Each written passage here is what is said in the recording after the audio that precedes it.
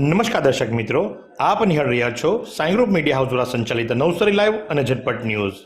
દિવસભરની ઘટનાઓથી અવગત કરાવતું એકમાત્ર બુલેટિનમાં જુઓ દેશ અને દુનિયાના આજના મહત્વના સમાચાર. વલસાડના કર્મયોગી ઉત્કૃષ્ટ શિક્ષકોનું નિવૃત્તોનું જિલ્લા સમાહર્તા ભવ્ય વર્મા ડૉક્ટર રાજશ્રી દ્વારા શ્રેષ્ઠ સન્માન. વલસાડ શહેરની વલસાડ કેળવણી મંડળ સંચાલિત સૌથી જૂની કન્યાશાળા જે વર્ષાંતે જમના અમૃતમ 75મી જયંતિ ઉજવનારી શ્રી જમનાબાઈ સાર્વજનિક કન્યા વિદ્યાલય વલસાડ કર્મશ્રી શિક્ષકો સર્વશ્રી કૈલાશબેન મહેતા વલસાડ, નરેન્દ્રભાઈ ઠાકોર મરલા, ધર્મિષ્ઠાબેન પટેલ અટગામ, ડૉક્ટર ગૌતમકુમાર દળવી પાણીખડક, ચંદ્રેશકુમાર પરમાર ખેરગામ, નિમેશકુમાર સરવૈયા અમલસાડ ને પોતાના વિષય પ્રત્યેની અખૂટ નિષ્ઠા અને સમર્પિત કૌશલ શૈલી દ્વારા માર્ચ 2025માં આયોજિત ગુરામાં ઉચ્ચ માધ્યમિક શિક્ષણ બોર્ડ પરીક્ષામાં 100% પરિણામ પ્રાપ્ત કરી નવસારીની ઠાકોરવાડીમાં ઇસ્કોન સંસ્થાના યુવા કથાકાર વક્તા જય દામોદર દાસ ભાગવત પ્રવાહ વિશે ભક્ત શ્રોતાજનોને સત્સંગ પ્રવચન સંભળાવી રહ્યા છે. નવસારીના ધર્મપ્રેમી યુવા કાર્યકર્તાઓના પ્રયાસ થકી આ ભાગવત પ્રવાહ સત્સંગ પ્રવચનોનું આયોજન કરવામાં આવ્યું છે. વ્યાસપીઠ પર બિરાજમાન વક્તા જય દામોદર દાસે ભાગવત પ્રવાહ સત્સંગ સંભળાવતા કહ્યું કે ધર્મોનું પાલન કરીને જીવનમાં બધું છોડીને સંસારમાં રહો, બધી આસક્તિ છોડીને ભગવાનમાં આશ્રદ્ધ થઈ જાઓ અને ભગવાનના આશીર્વાદ રૂપ જોવું એ મહત્વનું છે. સિનિયર સિટીઝન ટ્રસ્ટ દ્વારા આજરોજ સાયબર ક્રાઇમથી કઈ રીતે બચી શકાય એ માટેના સેમિનારનું આયોજન કરવામાં આવ્યું હતું. એ સેમિનારની અંદર સાયબર ક્રાઇમના પીઆઈ મોદી ઉપસ્થિત રહ્યા હતા, સાથે જ પરેશ નાગપાલ પણ ઉપસ્થિત રહ્યા હતા. એમણે સાયબર ક્રાઇમ વિશે સંપૂર્ણ માહિતી આપી હતી અને કઈ રીતે વૃદ્ધો સામે પણ છેતરપિંડીના ગુનાઓ થાય છે, વૃદ્ધોને પણ છેતરી લેવામાં આવે છે, એઆઈનો ઉપયોગ કરી વિભત્સ ફોટા અપલોડ કરી બનાવટી પોલીસ બની અને કઈ રીતે ગુના આચરવામાં આવે છે એની સંપૂર્ણ માહિતી આપવામાં આવી હતી. જો આજના હવામાનની વાત કરવામાં આવે તો આજનું મહત્તમ તાપમાન 33.2 ડિગ્રી સેન્ટીગ્રેડ તો લઘુત્તમ તાપમાન 20 ડિગ્રી સેન્ટીગ્રેડ નોંધવા પામ્યું હતું.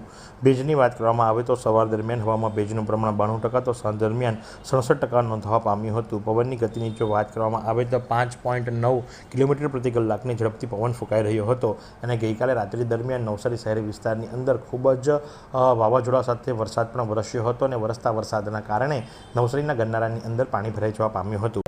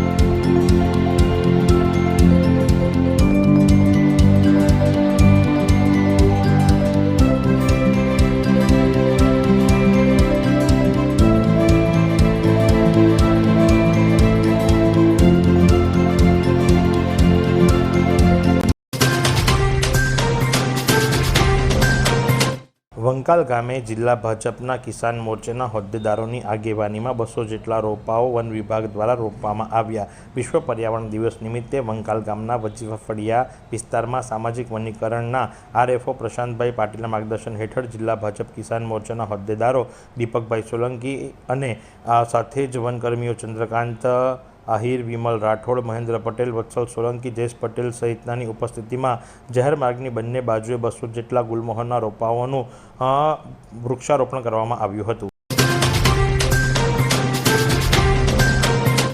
વિશ્વ પર્યાવરણ દિવસની ઉજવણી નવસારી કૃષિ વિજ્ઞાન કેન્દ્ર ખાતે કરાઈ. સમગ્ર વિશ્વ જ્યારે 5 જૂને વિશ્વ પર્યાવરણ દિવસ ઉજવે છે ત્યારે ખેડૂત આલમમાં પર્યાવરણના જતન અને સંવર્ધન કરવાના હેતુથી કૃષિ યુનિવર્સિટીના કુલપતિ ડૉક્ટર ઝેડ.પી. પટેલના માર્ગદર્શન અને પ્રેરણાથી કૃષિ વિજ્ઞાન કેન્દ્ર નવસારી દ્વારા વિશ્વ પર્યાવરણ દિવસની ઉજવણી કરવામાં આવી હતી.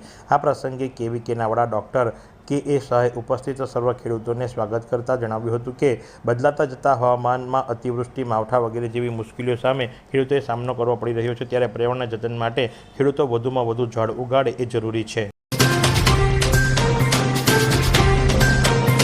માછિયાવાસણ ગામે 5 જૂને વિશ્વ પર્યાવરણ દિવસ નિમિત્તે તાલુકા પંચાયતના સભ્ય ગીતાબેન પટેલ અને તાલુકા ભાજપ સંગઠનના ઉપપ્રમુખ પ્રવીણભાઈના અધ્યક્ષસ્થાને બિલ્લીમોરા હરિયાળી ગ્રુપ ટ્રસ્ટના સહકારથી ગ્રામ પંચાયત, માછિયાવાસણ અને જનકલ્યાણ ચેરિટેબલ ટ્રસ્ટ દ્વારા મુક્તિધામ અને રાધાકૃષ્ણ ભગવાનના મંદિરે વૃક્ષારોપણ કરવામાં આવ્યું. વિશ્વ પર્યાવરણ દિવસ નિમિત્તે ધનોરી સેવા સહકારી મંડળી દ્વારા વૃક્ષારોપણ કાર્યક્રમ યોજાયો. 5 જૂન વિશ્વ પર્યાવરણ દિવસ નિમિત્તે ગણદેવી તાલુકાના ધનોરી ગામે આવેલી 107 વર્ષ જૂની સેવા સહકારી મંડળી દ્વારા સહકારિતા વર્ષની ઉજવણીના ભાગરૂપે વૃક્ષારોપણનો કાર્યક્રમ યોજાયો હતો.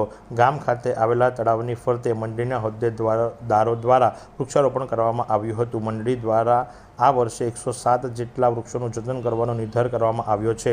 મંડળીના પ્રમુખ અમિતભાઈ નાયક, ઉપપ્રમુખ જગદીશભાઈ પટેલ, મંત્રી જીગરભાઈ નાયક, મેનેજર બિપિનભાઈ પટેલ અને વ્યવસ્થાપક સમિતિના સભ્યો હાજર રહ્યા હતા. શું તમે શરીરના સાંધાના દુખાવાથી પીડાઈ રહ્યા છો કે પછી તમે કોઈ સ્પોર્ટ્સ ઇન્જરીથી પીડાઈ રહ્યા છો? લકવાની બીમારી બાદની પીડા સહન કરી રહ્યા છો? શું તમને સ્પાઇનલ પ્રોબ્લેમ છે? તો આ તમામ દુખાવાને હવે બાય બાય કરી દો, કારણ કે માસ્ટર ડિગ્રી ધરાવતા ખૂબ જ અનુભવી ફિઝિયોથેરાપિસ્ટ ડૉક્ટર અમિત પટેલ પાસે તમે આ તમામ સમસ્યાઓનું સચોટ નિદાન કરાવી ફરીથી નોર્મલ જિંદગી જીવી શકો છો. તો સરનામું નોંધી લો. Comprehensive care centre, DD street, library પાસે, અનુરાગ સારીઝની લાઇનમાં, નવસારી. નામદાર ગુજરાત રાજ્ય કાનૂની સેવા સત્તામંડળ અમદાવાદના માર્ગદર્શન હેઠળ જિલ્લા કાનૂની સેવા સત્તામંડળ નવસારી દ્વારા વિશ્વ પર્યાવરણ દિવસ નિમિત્તે તારીખ 5/6/2025ના રોજ એસ.એસ. અગ્રવાલ કોલેજ નવસારીમાં જિલ્લા કાનૂની સેવા સત્તામંડળના સેક્રેટરી કે.ડી. ત્રિવેદીના અધ્યક્ષસ્થાને વિશ્વ પર્યાવરણ દિવસનો કાર્યક્રમ યોજવામાં આવ્યો હતો, જેમાં એડવોકેટ પી.એમ. વાટવેચા કે જે સેવ ટ્રી સેવ અર્થ અને હરિયાળી ગ્રુપના ડૉક્ટર નીલ દેસાઈ તથા વાઇલ્ડ લાઇફ રેસ્ક્યુ ટ્રસ્ટ નવસારીના સચિવ બી.ડી. પરમાર વગેરે ઉપસ્થિત રહ્યા હતા. ખેરગામ તાલુકા પંચાયતના ભૈરવી ગામે વિશ્વ પર્યાવરણ દિવસ નિમિત્તે નમો વડવનનું લોકાર્પણ કરતા ધારાસભ્ય. ખેરગામ તાલુકાના 181માં રાષ્ટ્રીય ધોરીમાર્ગથી તીર્થસમા ભૈરવીના ઔરંગા તટે સુપ્રસિદ્ધ શનિદેવ સ્થાને વિશ્વ પર્યાવરણ દિવસ નિમિત્તે નમો વડવનનું ધારાસભ્ય નરેશભાઈ પટેલના હસ્તે લોકાર્પણ કરવામાં આવ્યું હતું. નવસારી જિલ્લાના સામાજિક વનીકરણ વિભાગ દ્વારા નવનિર્મિત નમો વડવનમાં 200 જેટલા ભારતના સનાતન ધર્મના પવિત્ર ભગવાન વિષ્ણુના સમા વડદાદા વૃક્ષોનું વડવન તૈયાર કરવામાં આવ્યું છે.